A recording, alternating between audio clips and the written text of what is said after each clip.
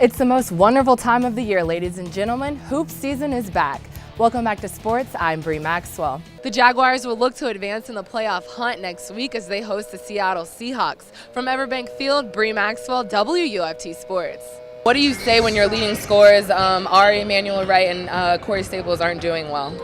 Well, I think one of the things we say is that we need to focus on defense. That's right, Nicolette. As many expected, there's been some movement among the coaching staff. When we come back, I'll tell you more about some of the recent hires and fires for the team under new head coach Dan Mullen. Don't change that channel. Sports is up next.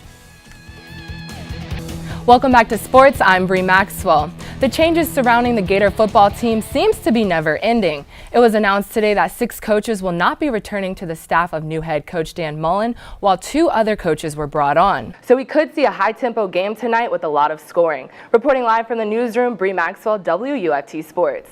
The Jacksonville Jaguars won their 8th game of the season today over the Indianapolis Colts 30-10. The Jags had a strong defensive performance led by Calais Campbell, who today set the single-season sack record with 13. Campbell surpasses Tony Brackens, who set the original record with 12 in 1999. Here's a look at the highlights. On their first possession of the game, the Jags got a little tricky with this fake punt. Punter Brad Nortman calls for the hike and finds James O'Shaughnessy wide open for the 29-yard pass, turning 4th and 8 into a Jacksonville first down at the Indianapolis 22. Right here, Bortles almost could have run it in himself, but I guess he's still in a giving mood and finds Marquise Lee in the end zone for a touchdown. The Jags take the 7-0 lead. 2-minute warning just before the half. Watch out, Colts. Here come the Jags.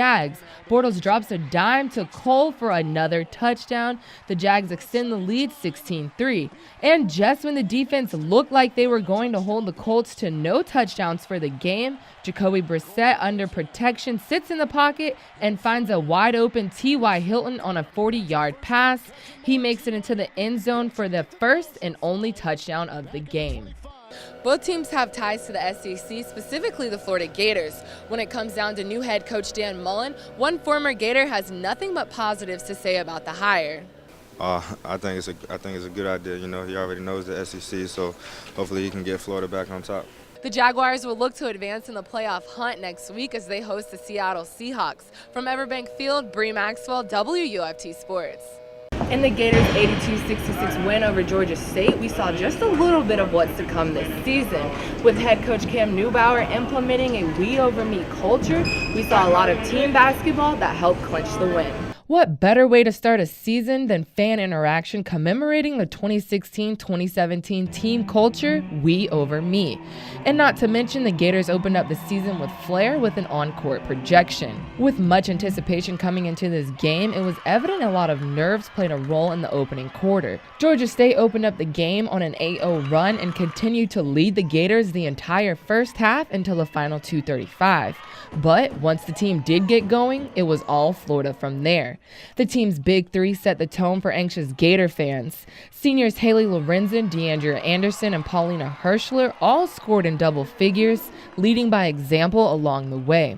It's even cooler feeling to be able to look at these two by my side and know that, it's our senior year and we're going to do whatever we can to put this team, in a position to succeed. Referring to Hirschler, who finished the game with 15 points and 5 rebounds, and Anderson, who came up big, finishing with 18 points, 7 rebounds, and 8 assists. Lorenzen went on to finish the game herself with 18 points and 12 rebounds. The senior trio was not the only ones happy about the team's performance. Coach Newbauer said there's only one word that he can think of to describe getting his first win as a Gator in the O-Dome. Proud.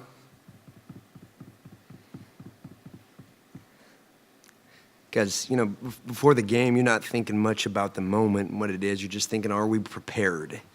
And so as a head coach, you just get worried, uncertain, unsure, and, you have question marks with your team. And what I always seem to find as a head coach, I've been able to rest in knowing that oftentimes our players are going to put me at ease, and that's what they did today. Game 2 of the new era is at home again as the Gators will host Arkansas State on Tuesday. Briana Maxwell, WUFT Sports.